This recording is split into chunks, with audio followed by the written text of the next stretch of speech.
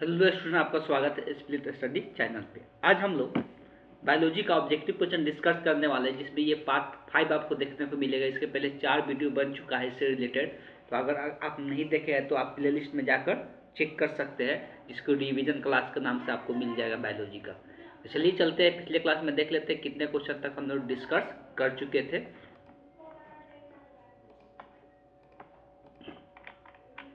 पिछले क्लास में हम लोग कहाँ तक डिस्कस किए थे?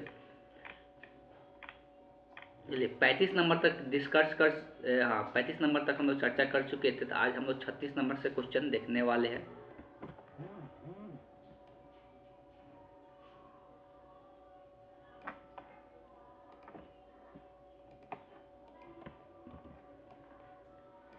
इस क्वेश्चन में पूछा जा रहा है कि दूध से जो दही बनता है तो उसमें किस विटामिन का मात्रा बढ़ती है।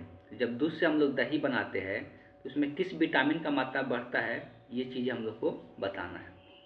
तो हम लोग बात करते हैं दूध से दही का बनना, तो इसमें एक बैक्टीरिया का महत्वपूर्ण रोल होता है। सबसे पहले आप लोग खुद ध्यान में लाने की कोशिश करें कि इसमें कौन सा बैक्टीरिया काम करता है। जब दूध से दही बनाया जाता है तब जब दूध से दही बनता है इसमें जो बैक्टीरिया काम करता है वो कौन सा बैक्टीरिया होता है, तो उस बैक्टीरिया का नाम है लैक्टोबैसिलस। उसको हम लोग क्या कहते हैं? लैक्टोबैसिलस कहते हैं बैक्टीरिया। तो ये भी नाम ध्यान में रखना है। दूध से दही बनाने वाले जो बैक्टीरिया होता है उसको हम लोग क्या कहते हैं? तो लैक्टोबैसिलस के नाम से जानते हैं। क्या कहते हैं? लैक्टोबैसिलस के नाम से जानते हैं। यही लैक्टोबैसिलस बैक्टीरिया होता है जो क्या करता है? दूध से दही का निर्माण करता है। दूध से दही का निर्माण करता है। और यही बैक्टीरिया क्या करता है? ये बैक्टीरिया दूध से जब दही में बदलना रहता है तो यही बैक्टीरिया क्या करता है? विटामिन B12 का महत्वपूर्ण विटामिन को शरीर में क्या करता है? ये बेसिकली करता क्या है? तो उत्पादन करता है। विटामिन B12 का क्या करता है? लैक्टोबैसिलस बैक्टीरिया ही जो होता है जो क्या करता है? विटामिन B12 का उत्पादन करता है। विटामिन B12 का ये क्या करता है? उत्पादन करता है। इस बात को ध्यान रखना है, निर्माण करता है, उत्पादन करता है। कौन? तो B12 विटामिन का निर्माण करता है दही के अंदर। दही के अंदर हम लोग कौन सा विटामिन देखने को मिलता है? विटामिन B12 देखने को मिलता है। इस क्वेश्चन का जो करेक्ट ऑप्शन होगा, option A is the correct option हो जाएगा। चलिए चलते हैं, नेक्स्ट क्वेश्चन देखते हैं।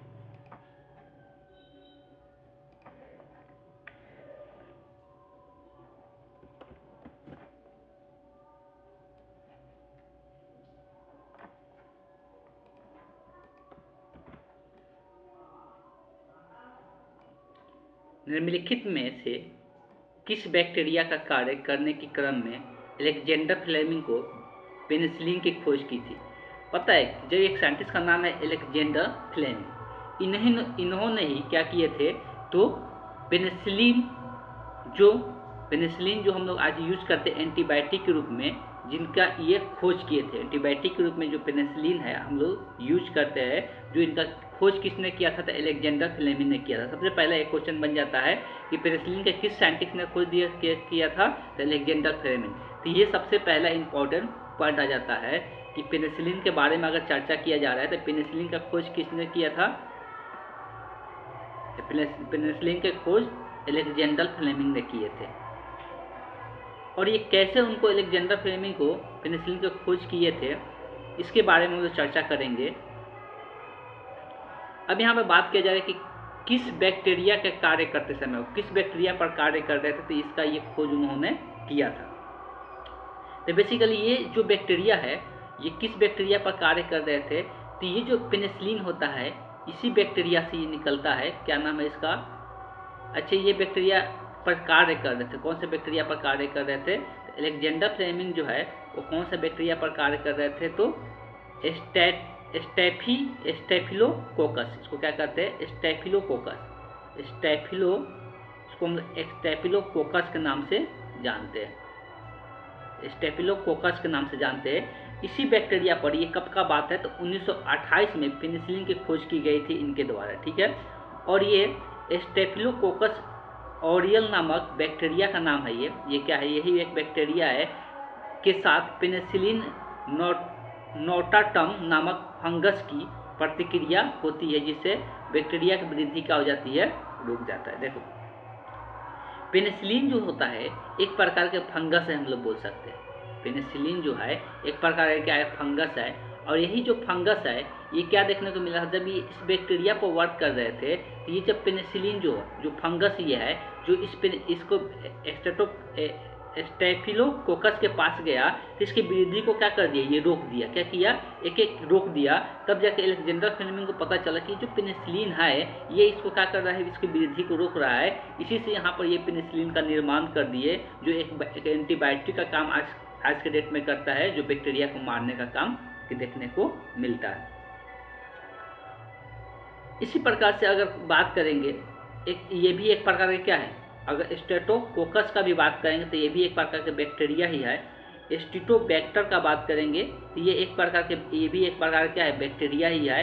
जो लैक्टोबैसिलस की बात करेंगे तो ये भी एक प्रकार का बैक्टीरिया है, जो कि ये कहाँ पे मिलता है, तभी हम लोग देखे थे दूध से दही बनाने में इसका निर्माण किया जाता है। लेकिन ये पेनिसिलिन के खोज किस बैक्टीरिया के कारण ये हो पाया था, किस बैक्टीरिया पर यह इनका रिसर्च देखने को मिला था, तो स्टेफिलोकोकस बैक्टीरिया पर इनको देखने को मिला था कि इसके वृद्धि को ये रोक दिया था जब ये काम कर रहे थे फंगस के ऊपर। ये एक प्रकार के फंगस से प्राप्त किया जाता है पेनिसिलिन, इस बात को ध्यान में रखना है। चलिए चलते हैं, नेक्स्ट क्वेश्चन देखते हैं।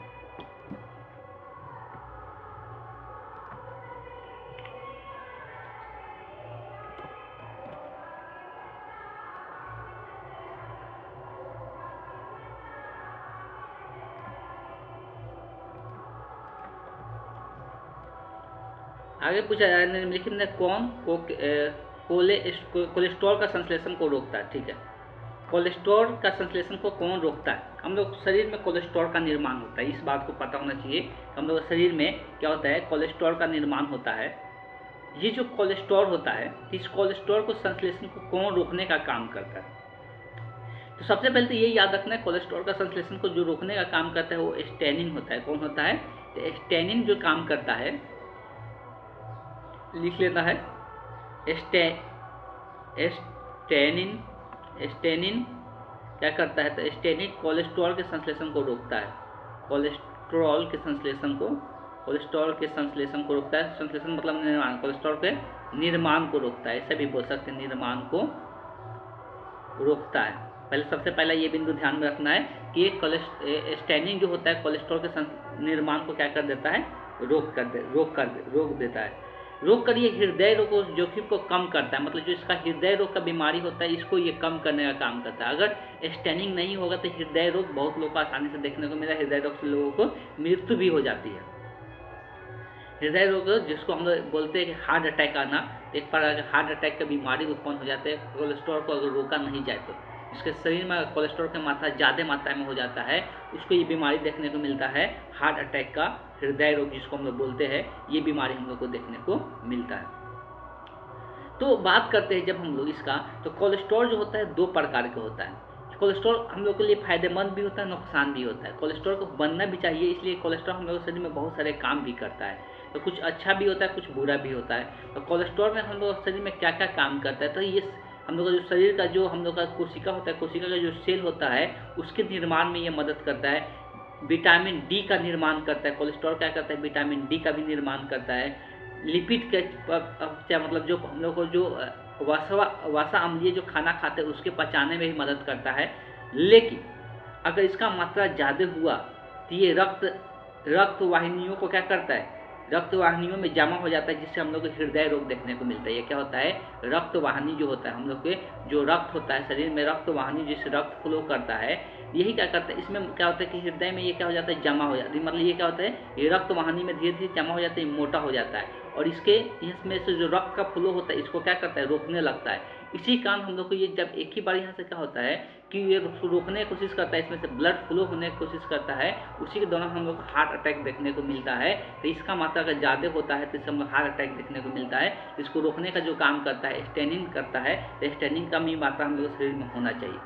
अगर और का बात करते हैं, और ऑप्शन का प्रोटीएज का बात करते हैं, तो प्रोटीएज जो होता है, तो प्रोटीएज एक प्रकार के ये भी क्या है, एंजाइम है। ये प्रोटीन को क्या करता है, रोकता है। तो अगर प्रोटीएज का बात करते हैं, ये भी एक प्रकार का एक एंजाइम होता है प्रोटीएज, तो ये क्या करता है, प्रोटीन को तोड़ता है। सिंपल लिख सकते हैं इसको हम लोग, क्या करता है ये, प्रोटीन को तोड़ता है, प्रोटीन को तोड़ता है, प्रोटीन को तोड़ता है। ठीक है, ये क्या काम करता है, प्रोटीन को तोड़ता है। पेनिसिलिन, अभी हम लोग देखें कि पेनिसिलिन क्या होता है, तो पेनिसिलिन एक एंटीबायोटिक दवा होता है, जो दवा के रूप में लिया जाता है, जो बैक्टीरिया को क्या करता है, मारता है, जो बैक्टीरिया को क्या करता है, मारता है। स्ट्रेप्टोकाइनेज का बात करेंगे तो ये क्या काम करता है, रक्त के थक्कों को तोड़ता है। ये क्या करता है, रक्त के थक्कों को तोड़ता है। तो अगर ये पॉइंट भी लिखना चाहते हैं लिख सकते हैं, स्ट्रेप्टोकाइनेज, स्ट्रेप्टोकाइनेज का काम करता है, तो रक्त के थक्कों को तोड़ता है। लिख सकते हैं, रक्त के थक्के को तोड़ता है, रक्त के थक्के को ये क्या करता है, तोड़ने में मदद करता है। ये भी एक प्रकार के एंजाइम ही है। ठीक, ये सबका अलग अलग काम होता है। यहाँ पर जो काम होता है कोलेस्ट्रॉल का संश्लेषण को रोकने का काम होता है, वो किसका काम होता है, तो स्टैटिन का काम होता है। तो इस तरह से इस क्वेश्चन का जो करेक्ट ऑप्शन हो गया, option D is the correct option हो जाएगा। चलिए चलते हैं हम लोग नेक्स्ट क्वेश्चन देखते हैं।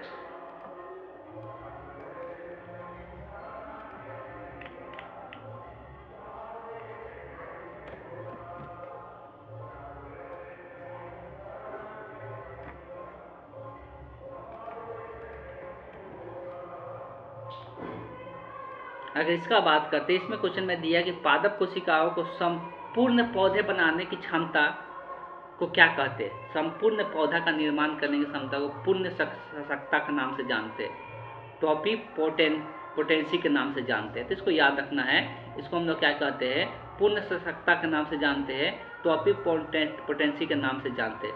सूक्ष्म प्रवर्धन या उत्तक प्रवर्धन लगभग एक ही प्रकार की चीज होता है, इसके बारे में हम लोग चर्चा भी किए हुए हैं। लेकिन अभी आप उस क्वेश्चन का याद रखना है कि जो पादप कोशिका होता है, उससे पूरा पौधे बनाने का जो क्षमता जो इसमें पाया जाता है, वो उसको हम लोग किस नाम से जानते हैं, तो पूर्ण सशक्ता के नाम से जानते हैं, तो टॉपी पोटेंसी के नाम से जानते हैं। इस क्वेश्चन का जो आंसर होगा, option C is the correct option हो जाएगा।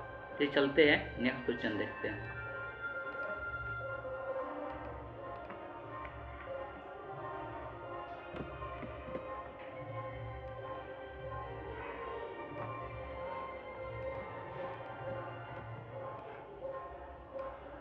अब यहाँ पर चर्चा किया जा रहा है कि हिसार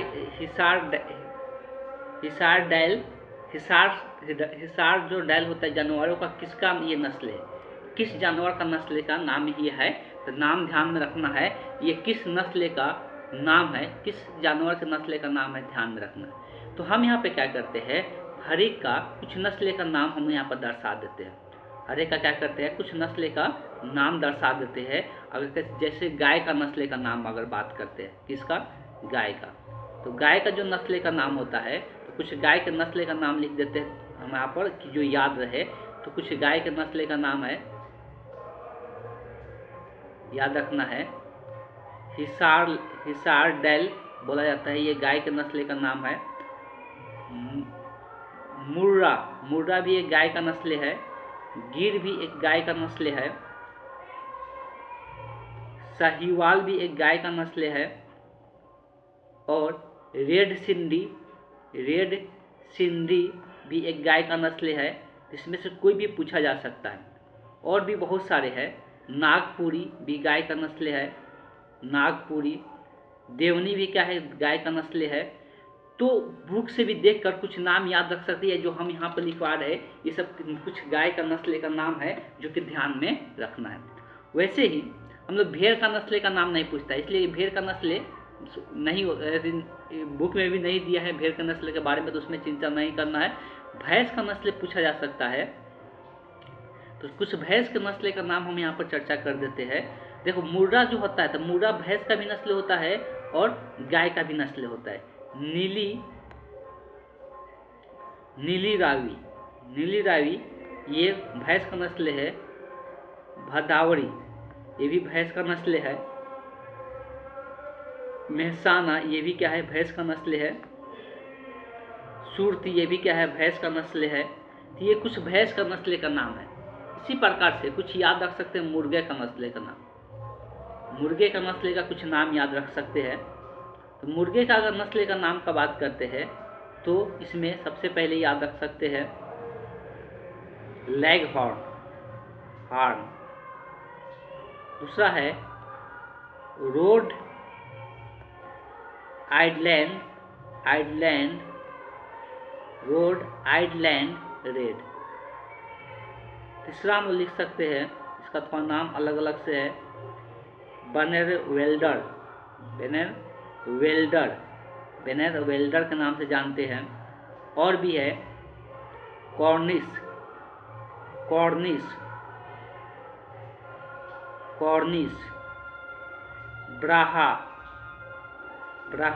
ब्राहना।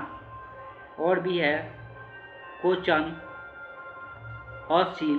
तो ये सब जो है मुर्गे के नस्ल का नाम है। इस बहुत सारे ऐसा होता है, तो कुछ नस्ल का यहाँ पर नाम का हम चर्चा किए हैं। तो ये सब गाय का, भैंस का, मुर्गे का नस्ल का नाम थोड़ा ध्यान में रखें, इसलिए क्वेश्चन पूछा है तो आगे भी पूछा जा सकता है। तो यहाँ पर हिसार डैल जो होता है ये गाय के नस्ल का नाम होता है, इसलिए इस क्वेश्चन का जो करेक्ट ऑप्शन होगा option A is the correct option हो जाएगा। चलिए चलते हैं, नेक्स्ट क्वेश्चन देखते हैं।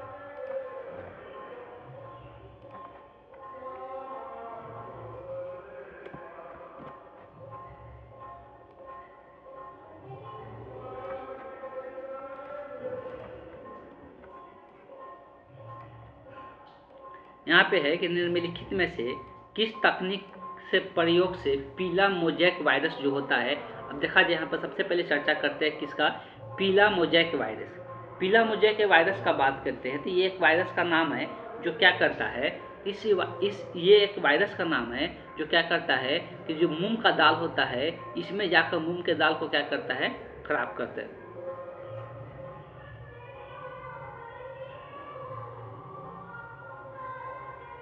अब ये जो वायरस होता है पीला मोजैक वायरस जो मूंग के दाल को खराब कर रहा है, इसको किस तकनीक के द्वारा मूंग के दाल में हम लोग इसके प्रतिरोधी उत्पन्न कर सकते हैं कि जैसे ही इसके अंदर जाए तो खुद उसको क्या कर दे, खत्म कर दे, खुद उसको क्या करे, ये खत्म कर दे। तो ये किस तकनीक के द्वारा कर सकते हैं, किस टेक्नोलॉजी के द्वारा कर सकते हैं, उस टेक्नोलॉजी को हम लोग जानते हैं, उत्परिवर्तन प्रजनन हम लोग कराते हैं। कैसे कराते हैं, उत्परिवर्तन प्रजनन कराकर उस टेक्निक को क्या करते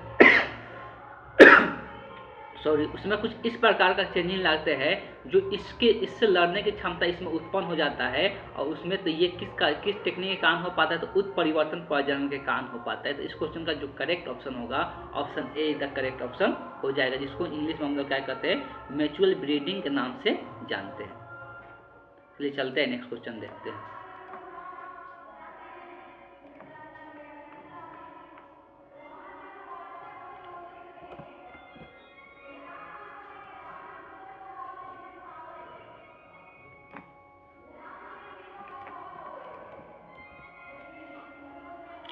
फिर से आ गया डीएनए के बारे में चर्चा करने के लिए। डीएनए का चर्चा किया जाए तो बहुत सारा चर्चा इसके बारे में मिलता है।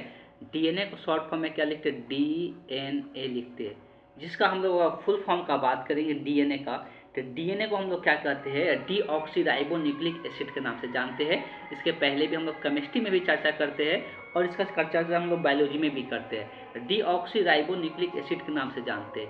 तो ये हम लोग को बताया जाता है कि ये कहाँ पे होता है डीएनए। तो हम लोग पढ़ते हैं कि हम लोग के पास एक सेल होता है, कोशिका होता है। इस कोशिका के केंद्रक में क्या होता है, तो गुणसूत्र होता है। उसी गुणसूत्र में क्या होता है, तो उसी गुणसूत्र में डीएनए का लेयर पाया जाता है, रज्जु पाया जाता है।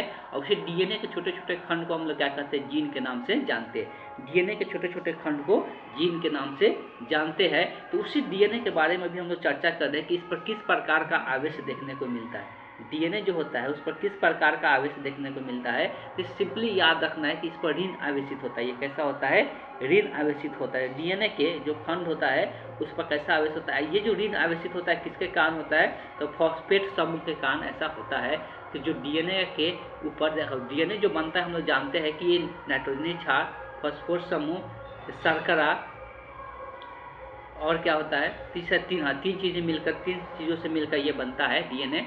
किससे, तो फॉस्फेट समूह होता है, शर्करा होता है और नाइट्रोजनी क्षार होता है। और नाइट्रोजनी क्षार इसमें 4 प्रकार का होता है, उसके बारे में भी हम चर्चा किए हुए थे। ये सब चीज़ों से क्या होता है डीएनए, इसीलिए बोल रहे हैं कि जब भी हम चर्चा करें, इसलिए एक वीडियो में जब चर्चा कर चुके तो उसको फिर दोबारा वीडियो में फिर से चर्चा करेंगे तो टाइम टेकिंग होगा, इसलिए सारे वीडियो को लाइन बाय लाइन देखना है, ठीक। तो इस पर ध्यान रखना है, जो डीएनए के ऊपर जो खंड होते हैं उस पर जो आवेश होता है वो कौन सा आवेश होता है, ऋण आवेशित होता है। बस यही चीज़ें ध्यान में रखना है। चलिए चलते हैं, नेक्स्ट क्वेश्चन देखते हैं।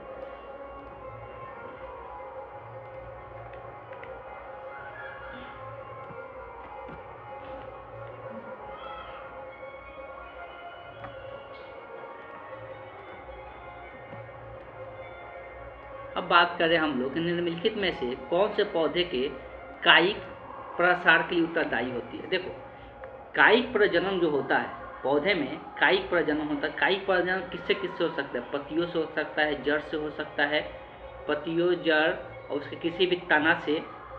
ये सब पार्टों से जब नए पौधे का निर्माण होता है तो उसको हम लोग क्या कहते हैं, कायिक प्रजनन के नाम से जानते हैं। अब इसमें कायिक प्रजनन कौन कौन पार्ट से होता है पौधों के, तो कायिक प्रजनन जो होता है, याद रखना है, कायिक प्रसार मतलब कायिक का जो प्रजनन होता है वो किससे किससे होता है। तो कायिक प्रजनन जो होता है इसमें ध्यान में रखना है कि भूस्तरिका, इसमें कौन कौन से, जो भूमि के अंदर जो उगता है उसमें कायिक प्रजनन देखने को मिलता है।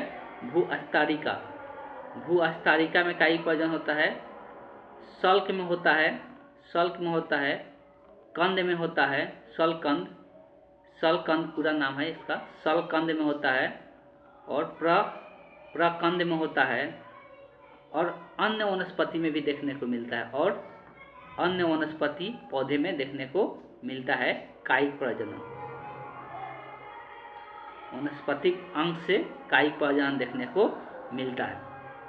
अब इसमें कौन रह गया, तो मुकुलन जो होता है ये कायिक प्रजनन नहीं होता है, ये क्या होता है, अलैंगिक जन्म होता है। ये मुकुलन जो होता है क्या होता है, अलैंगिक जन्म होता है, इसीलिए ये उत्तरदायी नहीं होगा। मुकुलन के बारे में ध्यान में रखना है कि मुकुलन क्या होता है, तो अलैंगिक जन्म, इसको हम लोग क्या कहते थे, ये अलैंगिक जनन करता था। मुकुलन जो होता है ये क्या करता है, तो अलैंगिक जनन करता है। मुकुलन विधि से क्या होता है, तो अलैंगिक जनन होता है, उसको हम लोग बोलते हैं। मुकुलन जो होता है उससे अलैंगिक जनन देखने को मिलता है, तो इससे अलैंगिक जनन होता है मुकुलन विधि से। इस बात को ध्यान में रखना है। तो इस क्वेश्चन का जो करेक्ट ऑप्शन होगा, option D is the correct option देखने को मिलेगा। चलिए चलते हैं, नेक्स्ट क्वेश्चन देखते हैं।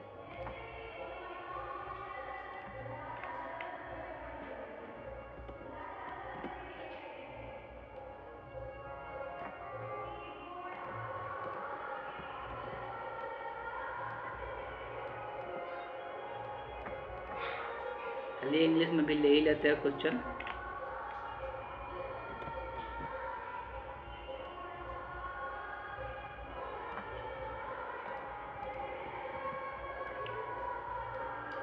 इसमें बात किया जा रहा है कि निम्नलिखित में से कौन सा कथन असत्य है।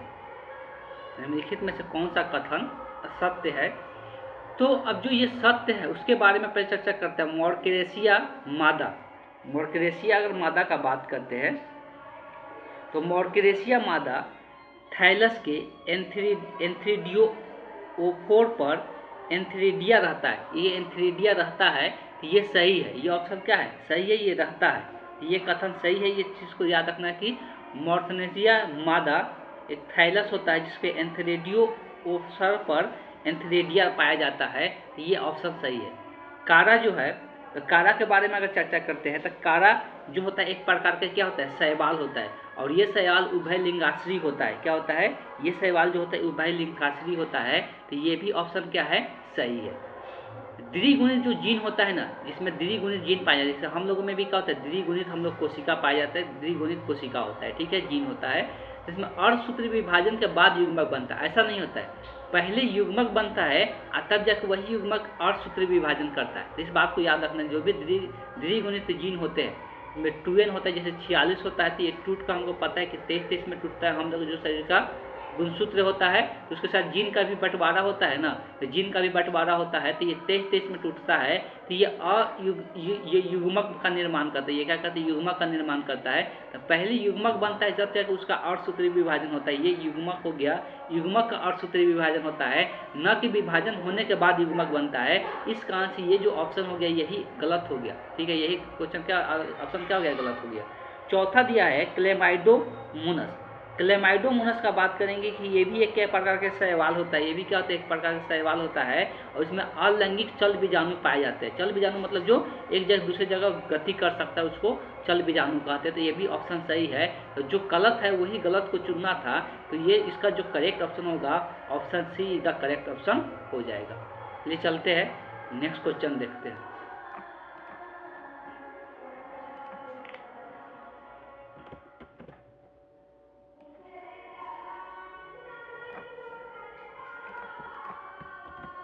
अभी हमें बात किया जाए निम्नलिखित में किस पौधे को बंगाल का आत कहा जाता है? निम्नलिखित में किस पौधे को बंगाल का आत कहा जाता है? तो देखो जो जलकुंभी होता है इसी को बंगाल का आत बोला जाता है। जलकुंभी पौधा ऐसा पौधा होता है जो पानी के ऊपर उगता है। जो क्या करता है? पानी के ऊपर उगता है। इसलिए ये पानी के ऊपर उगने के कारण क्या होता है, जो उसके अंदर रहने वाले जीव होते हैं उनको रहने में दिक्कत आने लगता है। ठीक है, ये ज़्यादा मात्रा में क्या करता है? ऑक्सीजन को ले लेता है, जिसके कारण वहाँ के आसपास के जो भी दूसरे पौधे होते हैं उनको कार्बन डाइऑक्साइड की मात्रा को कमी होने लगता है। तो ये सब चीज़ें देखने को मिलता है। अब सांस लेने के लिए हमको सबको पता है कि सबको ऑक्सीजन ही चाहिए, पेड़ पौधे हो या जीव जंतु हो। तो ये इसीलिए इसको आग का क्या कहा जाता है? बंगाल का आग कहा जाता है। और ये पूरा वर्ल्ड में उगता है। जलकुंभी पौधा ऐसा है कि पूरा वर्ल्ड में सबसे ज़्यादा अमेजॉन नदी में देखने को ये मिलता है। ये जलकुंभी पौधे के बारे में यहाँ पर चर्चा होती है। ये इसी को बंगाल का आग कहा जाता है, ध्यान में रखना है। तो आज के सेशन को यहीं पर हम खत्म करते हैं। अगले क्लास में और क्वेश्चन हम लोग आगे का डिस्कस करेंगे।